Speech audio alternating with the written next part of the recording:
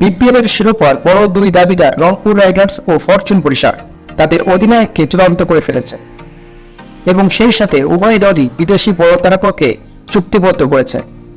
2025 BPL আসরের জন্য Rangpur Riders তাদের অধিনায়ক হিসাবে নুরুল হাসান সোহানকে চূড়ান্ত করেছে। উল্লেখ্য, গত আসরেও রংপুর রাইডার্সের অধিনায়ক ছিলেন নুরুল হাসান সোহান। অপরদিকে ফরচুন বরিশাল শিরোপা ধরে রাখতে এবারও তামিম ইকবালের উপর আস্থা রাখছে।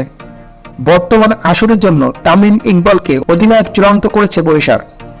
শুধু অধিনায়ক চূড়ান্ত নয়, দলটি ইতোমধ্যে দেশি তারকাদের ভেতর মুশফিকুর রহিম ও মেহেদী হাসান মিরাজকে চুক্তিবদ্ধ করেছে এবং বিদেশিদের মধ্যে ডেভিড মিলার ও ফাহিম আশরাফের সার্ভিস নিশ্চিত করেছে।